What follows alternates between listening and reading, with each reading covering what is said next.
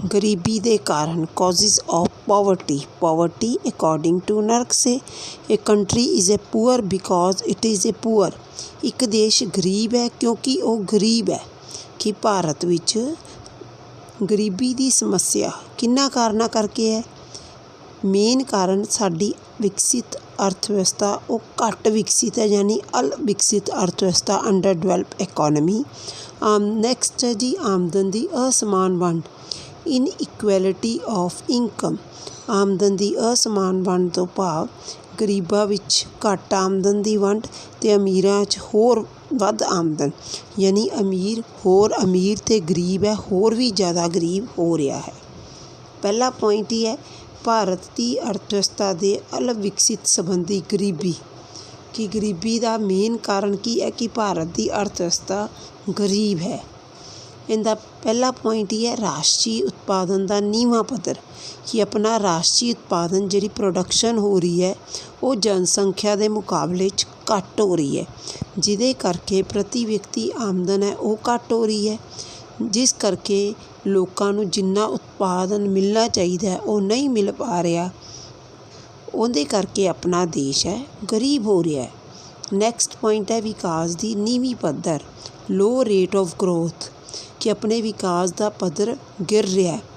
कि पहला राष्ट्रीय उत्पाद विकास की दर लगभग 4% सी, परंतु जनसंख्या वाधा दर उस तो दुगनी होने करके अपनी आमदन का दर सिर्फ 2.4% है।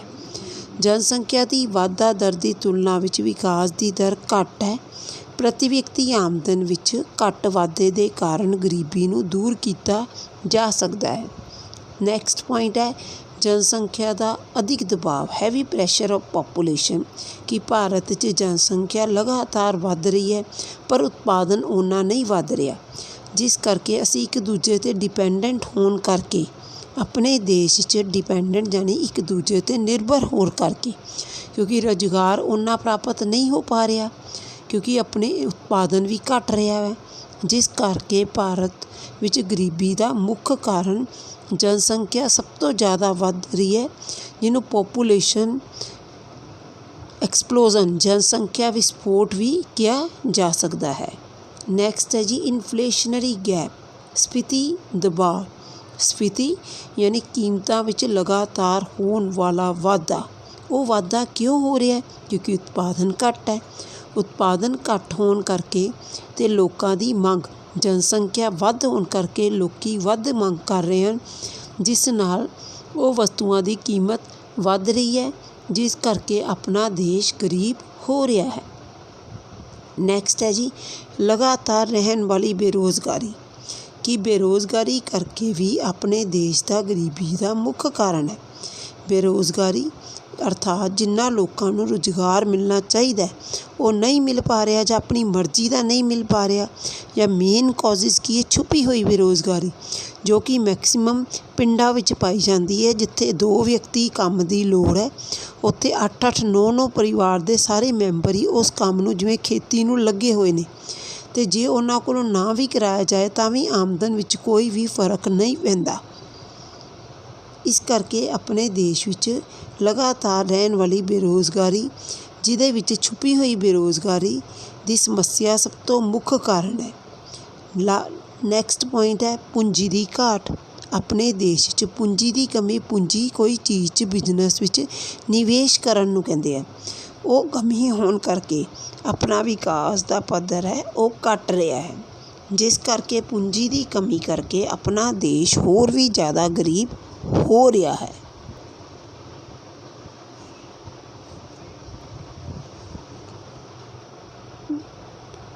जिस करके पूंजी की कमी करके ये निष्क्रिय अवस्था, निष्क्रिय यानी डोरमेंट स्टेट। डोरमेंट स्टेट का मतलब है कि जिन्ना भी उत्पादन होना चाहिए पर अपने देश च पूंजी की कमी होने करके नहीं हो रहा, जिस करके आपां नूं जिन्ने निर्माण की लोड़ है वो नहीं हो रहा, उस करके अपने देश च गरीबी आ रही है।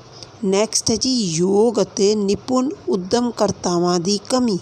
ਆਪਣੇ ਦੇਸ਼ 'ਚ ਯੋਗ ਅਤੇ ਨਿਪੁੰਨ ਉੱਦਮਕਰਤਾਵਾਂ ਦੀ ਕਮੀ ਹੈ, ਜਿਸ ਕਰਕੇ ਆਪਣਾ ਦੇਸ਼ ਹੋਰ ਵੀ ਜ਼ਿਆਦਾ ਗਰੀਬ ਹੋ ਰਿਹਾ ਹੈ ਕਿ ਜਿੰਨੇ ਯੋਗ ਜਾਂ ਏਬਲ ਜਾਂ ਐਫੀਸ਼ੀਐਂਟ ਐਂਟਰਪ੍ਰੇਨਿਓਰ ਨੇ ਉਹ ਆਪਣੇ ਦੇਸ਼ ਵਿੱਚ ਘੱਟ ਨੇ ਔਰ ਆਪਣੇ ਦੇਸ਼ ਵਿੱਚ ਉਤਪਾਦਨ ਵਿੱਚ ਵੀ ਘੱਟ ਇੰਟਰਸਟ ਲੈ ਰਹੇ ਨੇ। ਕਿਉਂਕਿ ਉਹਨਾਂ ਨੂੰ ਲੱਗਦਾ ਕਿ ਇਹਦੇ 'ਚ ਬਹੁਤ ਜ਼ਿਆਦਾ ਰਿਸਕ ਜੋਖਿਮ ਹੈ। ਉਹ ਘੱਟ ਜੋਖਿਮ ਉਠਾਉਣ ਕਰਕੇ ਵੀ ਆਪਣੇ ਦੇਸ਼ ਦਾ ਉਤਪਾਦਨ ਹੈ ਨੀਚੇ ਤੋਂ ਨੀਚੇ ਪੱਧਰ 'ਤੇ ਜਾ ਰਿਹਾ ਹੈ। ਨੈਕਸਟ ਪੁਆਇੰਟ ਹੈ ਜੀ ਪੁਰਾਣੀਆਂ ਸਮਾਜਿਕ ਸੰਸਥਾਵਾਂ ਆਊਟਡੇਟਿਡ ਸੋਸ਼ਲ ਇੰਸਟੀਟਿਊਸ਼ਨ।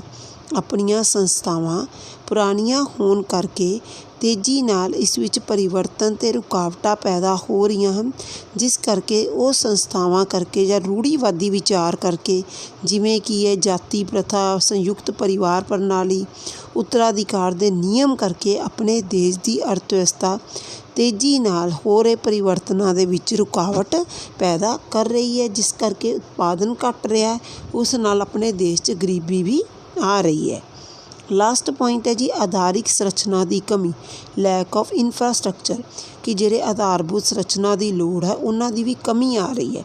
ਆਧਾਰਭੂਤ ਸੰਰਚਨਾ ਕਿਵੇਂ ਕੀ ਹੈ, ਜਿਵੇਂ ਸਿੱਖਿਆ, ਸਿਹਤ, ਨਿਵਾਸ ਸੇਵਾਵਾਂ, ਰਹਿਣ ਦੀ ਸੁਵਿਧਾ ਦੀ ਬਹੁਤ ਬੁਰੀ ਅਰਥ ਅਵਸਥਾ ਹੈ, ਜਿਸ ਕਰਕੇ ਆਪਾਂ ਦਾ ਕੋਈ ਵੀ ਆਧਾਰ ਹੀ ਨਹੀਂ ਬਣ ਪਾ ਰਿਹਾ ਅਤੇ ਬਦਕਿਸਮਤੀ ਨਾਲ 59 ਸਾਲਾਂ ਵਿੱਚ 59 ਈਅਰਸ ਯੋਜਨਾ ਪਲੈਨਿੰਗ ਕਮਿਸ਼ਨ ਦੇ ਬਾਵਜੂਦ, ਯੋਜਨਾ ਆਯੋਗ ਦੇ ਬਾਵਜੂਦ ਇਸ ਆਧਾਰਸ਼ੀਲਾ ਨੂੰ ਅਸੀਂ ਪੂਰੀ ਤਰ੍ਹਾਂ ਵਿਕਸਿਤ ਨਹੀਂ ਕਰ ਪਾ ਰਹੇ।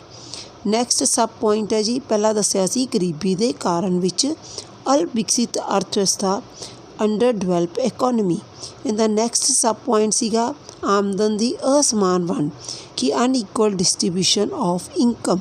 ਆਮਦਨ ਦੀ ਅਸਮਾਨ ਵੰਡ ਹੋਣ ਕਰਕੇ ਆਪਣਾ ਦੇਸ਼ ਹੋਰ ਵੀ ਗਰੀਬ ਹੋ ਰਿਹਾ ਹੈ, ਜਿਹਦੇ ਕਰਕੇ ਗਰੀਬ ਹੋਰ ਗਰੀਬ ਅਤੇ ਅਮੀਰ ਹੈ ਹੋਰ ਵੀ ਅਮੀਰ ਹੋ ਰਿਹਾ ਹੈ।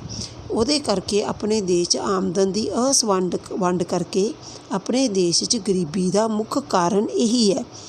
NCAER ਦੀ ਰਿਪੋਰਟ ਦੇ ਅਕੋਰਡਿੰਗ ਵੀ 2009-10 ਵਿੱਚ 20% ਅਮੀਰ ਲੋਕਾਂ ਕੋਲ ਆਮਦਨ 20% ਅਤੇ 53.2% ਅਲੱਗ-ਅਲੱਗ ਭਾਗਾਂ ਵਿੱਚ ਵੰਡੀ ਗਈ ਅਤੇ ਗਰੀਬ ਲੋਕਾਂ ਤੋਂ 40% ਲੋਕਾਂ ਕੋਲ ਸਿਰਫ 15.3% ਆਮਦਨ ਸੀ। ਇਸ ਕਰਕੇ 1536 ਕੰਪਨੀਆਂ ਵਿੱਚੋਂ 25 ਪਰਿਵਾਰਾਂ ਦੇ ਅਧਿਕਾਰ ਹੀ ਹਨ ਅਤੇ ਭਾਰਤ ਵਿੱਚ ਅਸਮਾਨ ਵੰਡ ਕਰਕੇ ਗਰੀਬੀ ਦਾ ਫੈਲਾਅ ਅਤੇ ਵਿਆਪਕਤਾ ਨੂੰ ਵਧਾਉਣ ਦੇ ਮੁੱਖ ਕਾਰਨ ਹਨ, ਜਿਸ ਕਰਕੇ ਅਮੀਰ ਹੋਰ ਅਮੀਰ ਅਤੇ ਗਰੀਬ ਹੋਰ ਵੀ ਗਰੀਬ ਹੋਣ ਕਰਕੇ ਆਪਣੇ ਗਰੀਬੀ ਦਾ ਮੁੱਖ ਕਾਰਨ ਹੈ। ਅੱਜ ਹੈ ਜੀ ਗਰੀਬੀ ਦੇ ਕਾਰਨ ਦੇ ਪੁਆਇੰਟਸ, ਅਲਵਿਕਸਿਤ ਅਰਥ ਵਿਵਸਥਾ ਅਤੇ ਆਮਦਨ ਦੀ ਅਸਮਾਨ ਵੰਡ। ਇਹ ਗਰੀਬੀ ਦੇ ਕਾਰਨ ਦੇ ਮੇਨ 2 ਸਬ ਪੁਆਇੰਟ ਨੇ। ਠੀਕ ਹੈ ਜੀ, ਥੈਂਕ ਯੂ।